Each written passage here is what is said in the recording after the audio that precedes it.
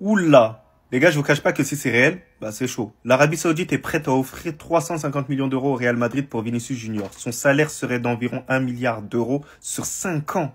C'est quand même une dinguerie. Vinicius Junior préfère publiquement le Real Madrid, mais il a toujours laissé la porte ouverte à l'Arabie. Alors les gars, vous me connaissez tous, je suis un fan incontesté de Vinicius Junior. Pour moi, il faut qu'il reste au Real Madrid, ça n'en fait aucun doute. Le contrat qu'il lui propose, c'est un contrat de toute une vie.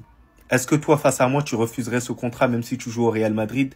Je ne sais pas, je ne pense pas. Donc là, on sait que la problématique, c'est quoi? C'est que Vinicius ne veut pas prolonger pour l'instant au Real Madrid parce qu'il n'a pas un salaire conséquent, un salaire à sa juste valeur, et je suis complètement d'accord avec lui. Moi, j'ai peur qu'il cède, c'est une réalité, la famille. Moi, je pense qu'il y a d'autres joueurs qui sont plus propices pour partir en Arabie Saoudite, comme Ceballos, Alaba, Fran Garcia, je m'en fous, je l'envoie là-bas aussi.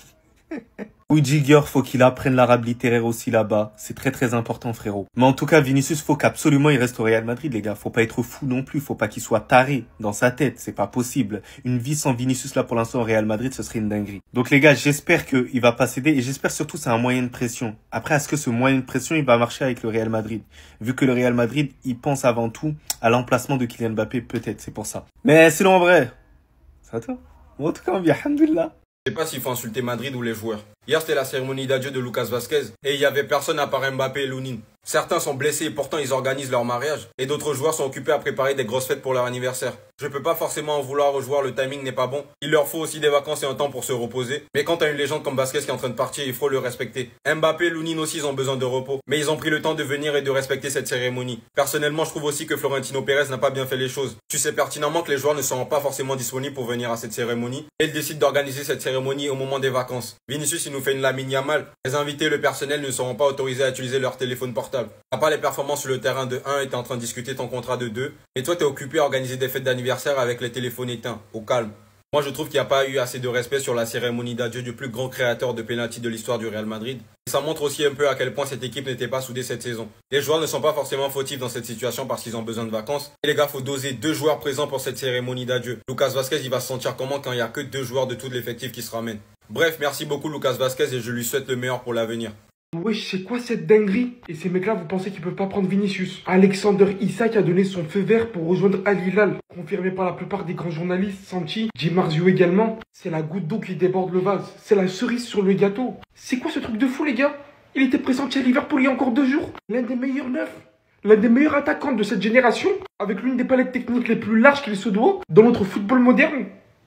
S'empare en Arabie Saoudite. Gâché pour le football européen, bien évidemment. Mais comment lui en vouloir d'un côté quand Liverpool en lui-même était capable de poser il y a pas longtemps 150 millions d'euros sur lui? C'est pas encore sorti. Mais vous savez combien ils ont dû sortir eux? Quand vous voyez que sur Vinicius ils étaient prêts à poser 350 millions, il y a encore hier. Non les gars, c'est une dinguerie hein.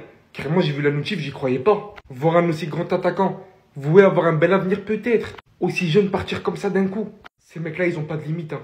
Quand je vous dis que ce n'est qu'une question de temps, les gens ne veulent pas me comprendre. L'Arabie Saoudite, vouée au temps, va devenir un top championnat que vous le voulez ou non. Financièrement, ils sont beaucoup trop loin. Il manque juste qu'ils récupèrent un petit Rodrigo, Vinicius ou je sais pas. Ça va s'enchaîner de ouf. D'ici, avant leur Coupe du Monde, ils vont devenir un top championnat.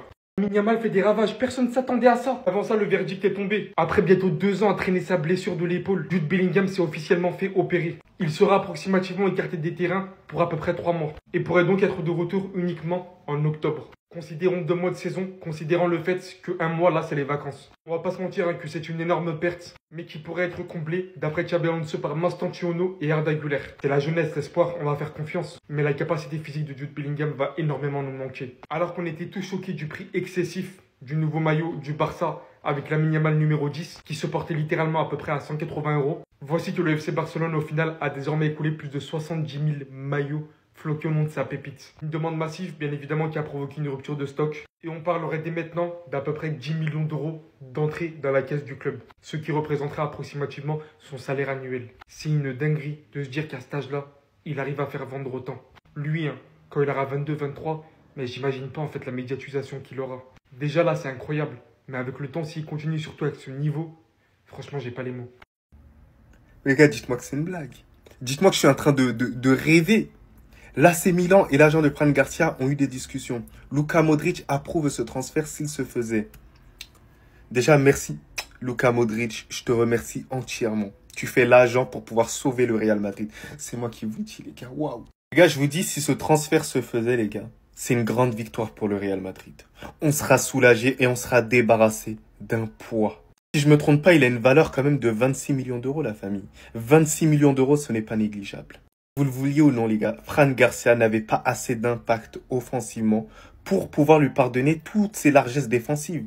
Moi, je vous cache pas, moi, je pouvais pas lui pardonner ça. Capacité aussi athlétique, elle est grave surcotée. Il nous a vendu du rêve. C'est un faux rapide. J'ai l'impression qu'il va vite parce qu'il bouge rapidement ses pieds. C'est une réalité, la famille. Et je sens que dans le championnat italien, il arrivera quand même à mieux s'adapter.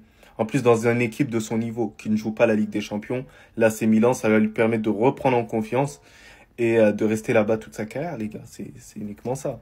Et encore, à l'AC Milan, c'est un très grand club. Donc, s'ils arrivent à repartir en Ligue des Champions, je pense pas qu'ils seraient mieux. Donc, voilà. Mais sinon, en vrai, c'est à toi. En tout cas, on dit alhamdoulilah. Les gars, voilà, c'est dommage, hein. Xavi Simons veut revenir au FC Barcelone. Deco et ses agents se sont rencontrés aujourd'hui pour discuter d'un possible retour. En fait, vous voyez, le problème avec Xavi Simons, c'est que lorsqu'il est parti au Paris Saint-Germain, les supporters barcelonais, ils le kiffaient à mort. Il y avait une hype sur lui, c'était le prochain Xavi. Voilà, il y avait une hype de ouf. Donc, lorsqu'il est parti au Paris Saint-Germain, bah, ça a été un coup de poignard. Parce qu'il est allé aussi pour, à ce qui paraît, l'argent. Après, j'ai pas envie de m'avancer encore plus. Donc, au final, il est parti à Leipzig en prêt. Il avait la possibilité de revenir avec le Paris Saint-Germain parce que le Paris Saint-Germain avait proposé ça. Il a refusé, il a dit non. Les supporters l'ont très mal pris aussi. Ça fait qu'il y a deux clubs qui ont limite le démon contre ce joueur-là. Pourquoi ils ont le démon? Parce que je vous jure que sa carrière, elle est en train de partir de gauche à droite. Alors je ne sais pas si ça va se conclure avec le FC Barcelone, mais en tout cas la rupture qu'il y a entre Xavi Simons et les supporters, quand même elle est assez grosse. Pour moi la question que j'ai envie de vous poser, c'est est-ce que vous accepteriez que Xavi Simons il vient au FC Barcelone en tant que Barcelonais? Je vous pose la question. Mais sinon en vrai, c'est à toi. Bon, en tout cas, alhamdoulilah.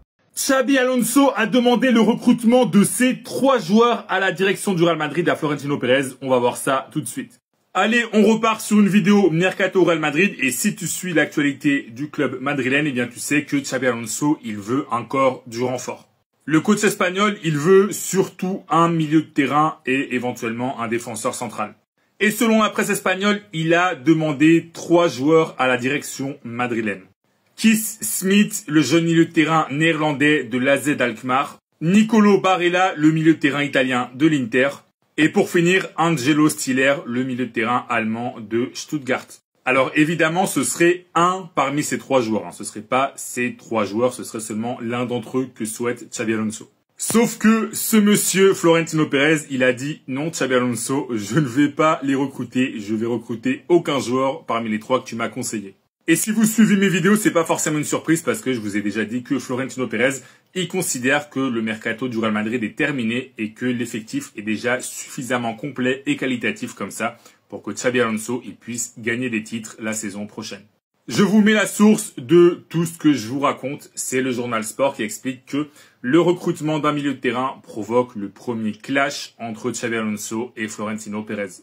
Et là aussi, Sport nous explique quelque chose que je vous ai déjà dit dans d'autres vidéos, il me semble, c'est qu'il n'y a que 2 joueurs que Pérez pourrait recruter cet été. C'est Rodri au milieu de terrain et Ibrahima Konaté en défense centrale. Et ça seulement s'ils sont disponibles à bas prix, ce qui ne sera normalement pas le cas. Donc voilà, pour résumer, Pérez a dit non à Xabi Alonso pour Barella, pour Stiller et pour Smith. Si toi t'es supporter du Real Madrid d'ailleurs, dis-moi dans les commentaires, est-ce que tu penses que le Real Madrid a besoin d'un nouveau milieu de terrain, oui ou non? Dis-moi tout. Et si tu veux être au courant de toute l'actu des Merengues, comme d'habitude, je t'invite à t'abonner.